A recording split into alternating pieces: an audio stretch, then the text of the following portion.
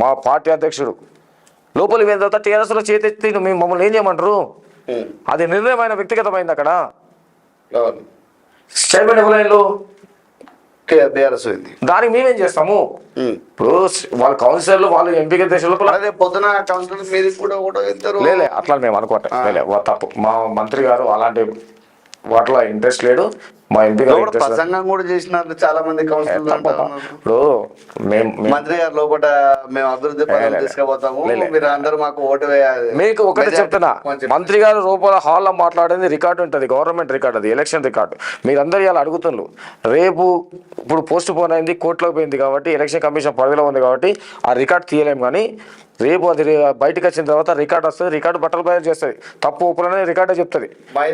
దాడి చేసిన బ్రదర్ నేను ఒకటి చెప్తా, మహిళల మీద దాడి అంటే గౌరవనీయులు మేము చేసినామా వాళ్ళు చేసినా అన్నది ఒకటే మీకు చెప్పదలుచుకున్నాం. మహిళల మీద దాడి చేసిందంటే ఇంత నీచానికి అయితే లేము కదా, మేము ఇంత నీచానికి లేము కదా. మీ ఎలక్ట్రానిక్ మీడియానే హుజూరాబాద్ లో ప్రజలు గాంధీజీ ఉమ్మే చర్యలకు పాల్పడుతున్న అధికార పార్టీకి చెందిన ఎమ్మెల్యే ప్రచారానికి ఇన్ఛార్జిగా వచ్చారని ఇంట్లో చోటు కల్పించిన పాపానికి ఆ నాయకుల భార్యలే అవునమ్మా. మేమేమంటున్నాం, మేము మా ఆడపడుచులు మహిళల పట్ల మేము అసభ్యకరంగా ప్రవర్తించాను కదా. ప్రవర్తించే చరిత్ర మాది కాదు, ఇది చరిత్ర.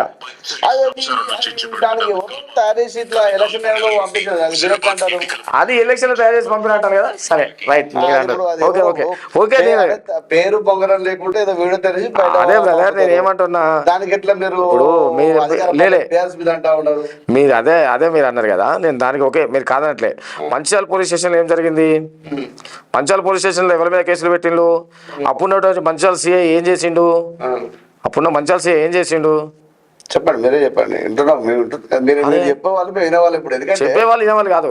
మంచిర్యాల సిఐ ఏం చేసిండు? ఆ రోజు ఉన్నటువంటి పరిస్థితుల అప్పుడు ఇద్దరు లేడీస్ ను ఇక్కడ శ్రీధర్ అని చెప్పి ఎస్ఐ రామకృష్ణ చూపేది ఒక్క నిమిషం, నాకు వీడియో ఉంది మీకు అదే చూపెడతాం. మంచిర్యాల ఏం జరిగింది అనేది చూపెడతాం. ఓకే. ఇప్పుడు లోపల మీరు ఉన్నారు, లోపల మీరు ఉన్నారా? లోపల నన్ను ఎట్లుంది సార్, నేను విప్పు జారేసి బయటకు వస్తాం కదా, మాకు అవకాశం ఉండదు. ఏంది మరి కౌన్సిలర్ దాడి చేసినట్టు చెప్తా ఉన్నారు? బ్రదర్ లోపల ఏం జరిగింది అన్నది ఎవరికి తెలియదు. అది బయట ఏ పార్టీ వాళ్ళు వాళ్ళ వ్యక్తిగతంగా ఎవరైనా ఏమైనా చెప్పుకుంటారు. అది ఏం జరిగింది ఎట్లా జరిగింది అనేది బయటకు వస్తే తెలిసేది.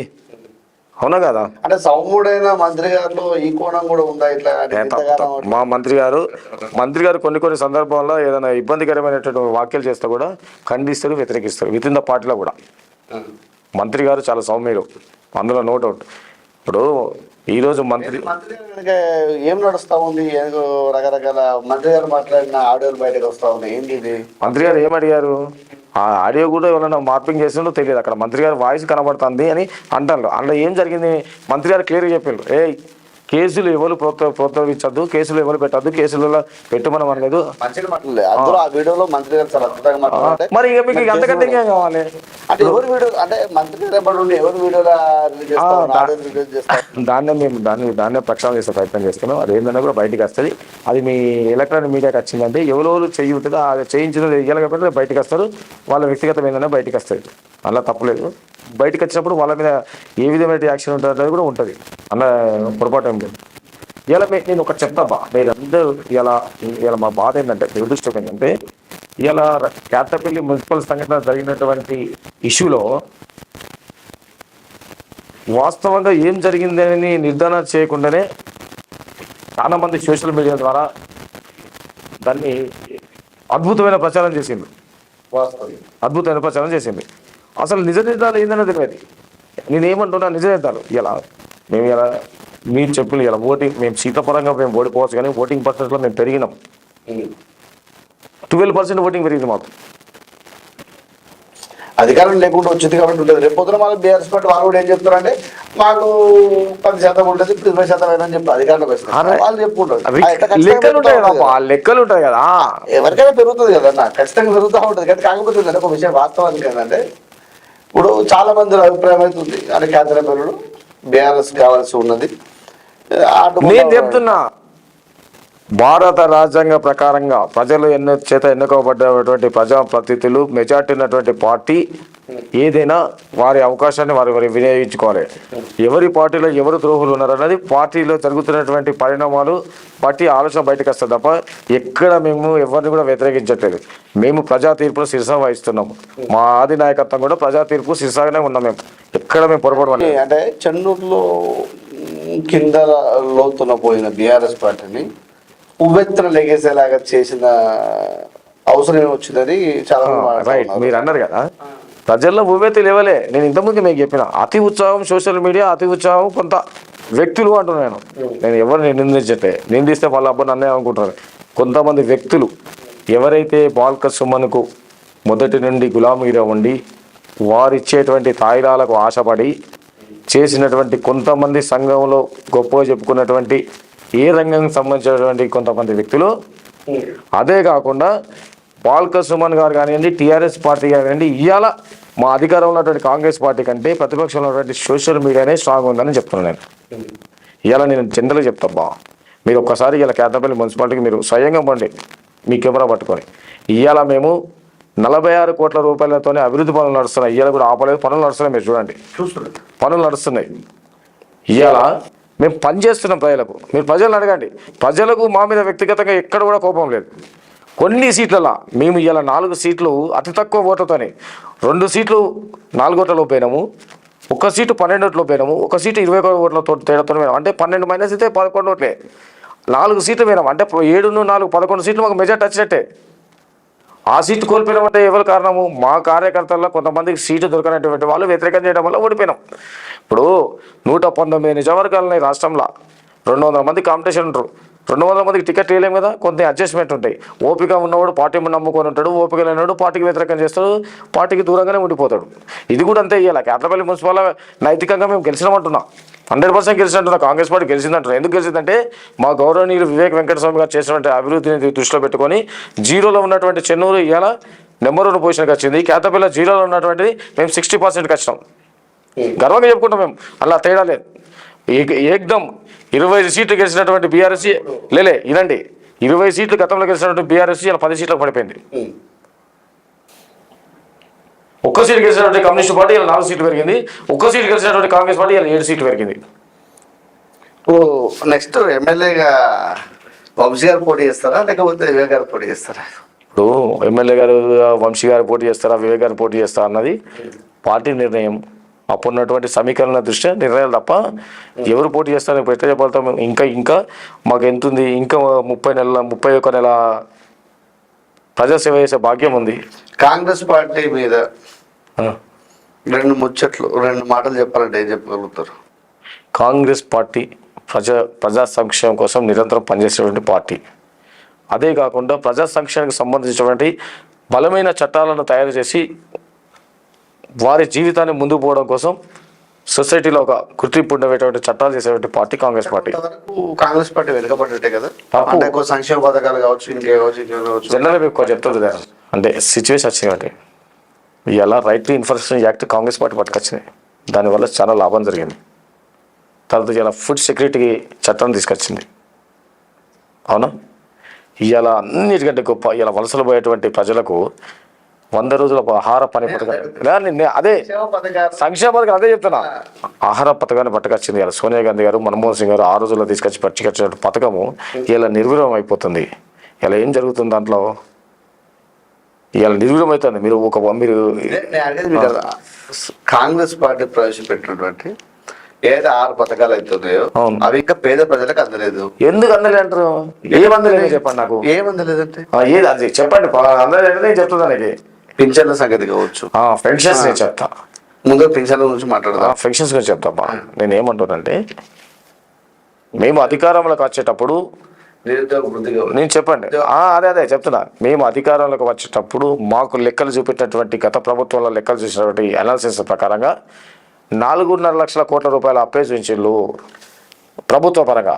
కానీ 4.5 కోట్లు కాదు, 8,20,00,000 కోట్ల రూపాయలు అప్పు చూపెట్టింది మేము అధికారంలోకి వచ్చిన తర్వాత. ఎందుకు చూపించిందంటే సంక్షేమ పథకాలు ప్రజలకు సంబంధించిన 400 కోట్లు చూపించారు. ఏవైతే వాళ్ళు కూలిపోయేటి కట్టడాలు చేసి ప్రాజెక్టులకు చేసి నిర్మాణాలు ఏవైతే చేసినో వాటికి 4 లక్షల కోట్ల రూపాయలు అధిక వడ్డీతో తెచ్చినట్టు అప్పు ఉంది, దాన్ని చూపించలేదు. మేము అధికారంలోకి వచ్చిన తర్వాత పూర్తిగా చూస్తే ఈ అప్పులు బయటపడ్డాయి. అప్పులు బయటపడ్డప్పుడు మాకు వచ్చేటువంటి బడ్జెట్ ఎంత, మాకు నెలసరి ఆదాయం ఎంత, 21,000 కోట్లు. 21,000 కోట్ల లోపల మేము సంక్షేమాన్ని ఇస్తూనే నడుపుతున్నాం. కొంత మేము ఆర్థికంగా ఉన్నాం, పెట్టుబడులు లేవు రాష్ట్రాల పెట్టుబడులు తీసుకొచ్చేసి కొంత ఆర్థికంగా వెసులుబాటు కలిగిన తర్వాత ఇవ్వాలన్న ఆలోచన తప్పకుండా ఇస్తాం. అది కూడా మేము ఏప్రిల్ చివరి వారం నుండి స్టార్ట్ చేస్తామని చెప్పిండు.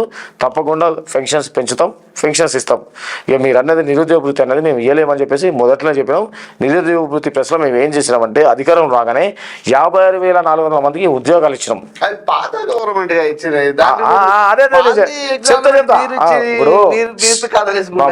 నేను చెప్తున్నాను, మీరు ఒకటే చెప్పాలి. ఆయన 14 సార్లు నోటిఫికేషన్లు ఇచ్చి దాన్ని రద్దు చేసిండు. వినండి, 56,000 ఉద్యోగాలు గత ప్రభుత్వంలో ఇవ్వాల్సిన ఉండే, అవి పెండింగ్లో ఉండే, ఇవ్వలేదు.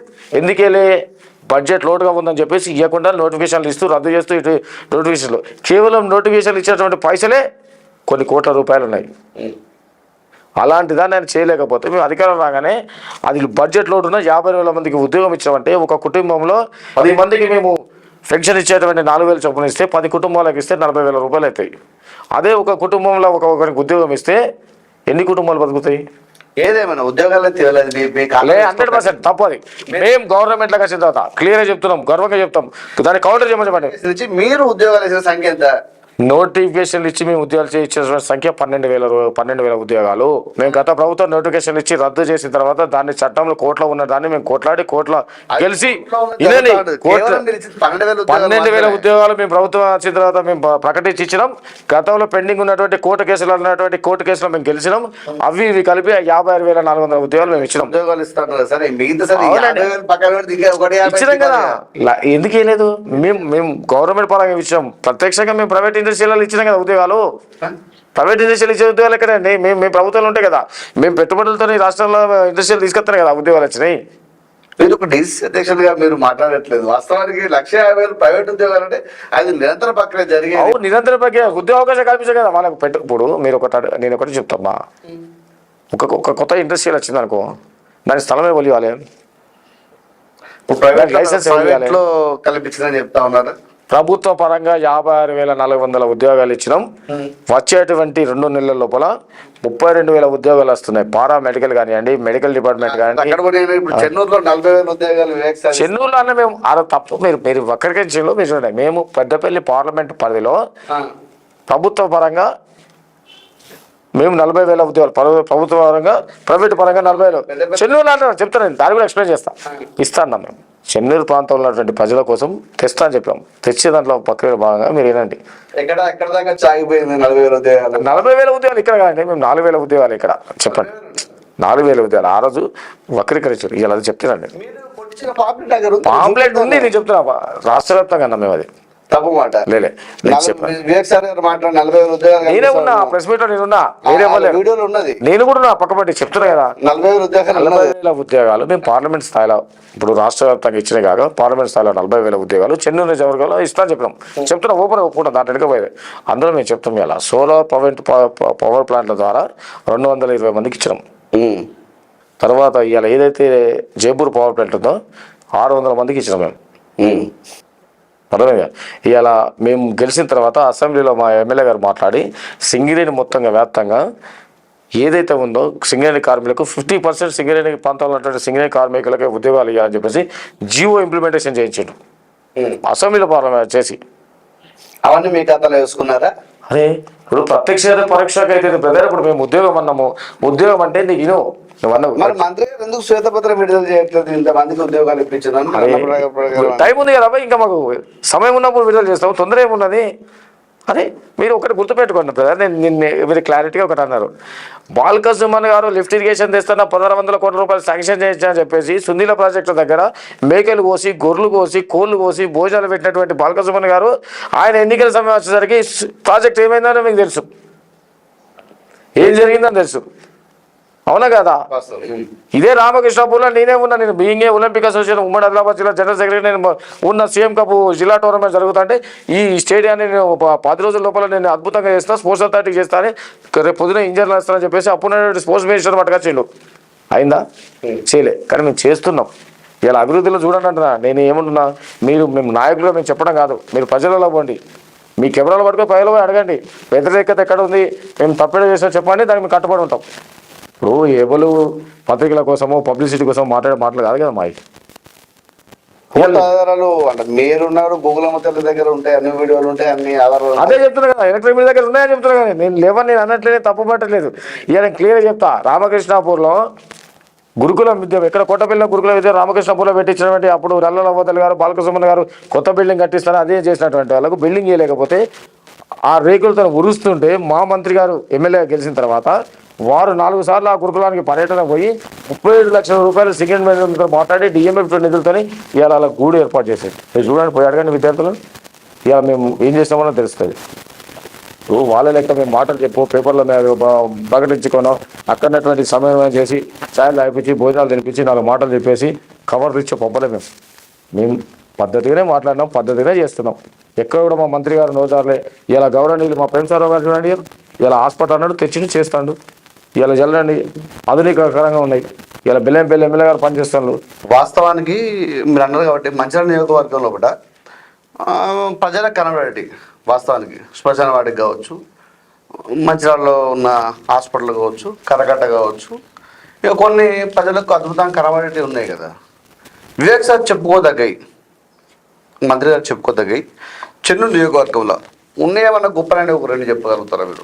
4 చెప్పండి, లేకపోతే 5 చెప్పండి మీ దగ్గర ఉంటే, లేకపోతే 2 చెప్పినా సరిపోతుంది. మీరు అన్నది వాస్తవం.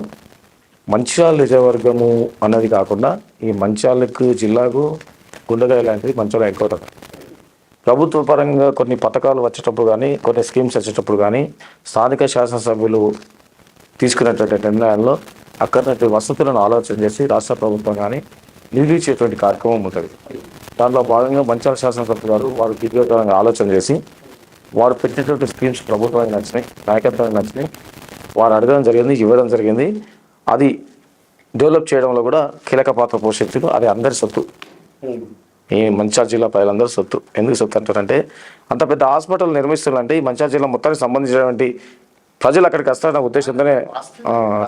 మంచిర్యాల సొత్తు, మంచిర్యాల జిల్లా అందరూ కావాల్సిందే కాదనట్లేదు, కానీ చెన్నూరుకి ఏం చేసినారని అడుగుతా ఉన్నాను. చెన్నూరులో శాసనసభ్యులు మీరు ఇలా అమృత స్కీమ్ తీసుకొచ్చిన 40 కోట్ల తెచ్చిందంటే ఫస్ట్ కోసం మనం చెప్తున్నాను. అదే చెప్తా. లేదు ఈనండి 119 కాన్స్టిట్యూన్సీలు ఉన్నాయి. ఇంటిగ్రేటెడ్ స్కూల్ 119 కాన్స్టిట్యూన్సీలకి ఇవ్వలేదే, 30 కాన్స్టిట్యూన్సీలకి ఇచ్చి. ఇప్పుడు సోమనపల్లిలో ఇంటిగ్రేటెడ్ స్కూల్ పెట్టినారు కదా. అవును. ఇప్పుడు సోమనపల్లిలో స్కూల్ పెట్టాల్సిన ఆలోచన మంత్రి గారికి వచ్చిందా, నాయకులకు వచ్చిందా? అక్కడ మంత్రి గారికి వచ్చింది. మంత్రి గారికి వస్తే అక్కడ ఇంతకుముందు అది వాటర్ వస్తే మునుగుతుంది ఆ ప్లేస్ ఒకటి. రెండొక విషయం ఏంటి అంటే, అక్కడ స్కూల్ కాబట్టి ఆదివారం వచ్చిందంటే పిల్లల దగ్గర పోవాలి. దాని వెనుక అంటే నేషనల్ హైవే వస్తుంది. దాని వెనుక 1 కిలోమీటర్ దూరంలో నేషనల్ హైవే వస్తారు. హైవే అందుబాటులో ఉంటుంది ఆ స్కూల్. ఇంకోటి ప్రభుత్వ భూమి అక్కడ ఉంది, అనుకున్నటువంటి 25 ఎకరాలు కావాలి భూమి అక్కడ ఉంది. ఆ ప్రాంతంలో ఇస్తే అభివృద్ధి చెందుతుందని ఒక ఆలోచన.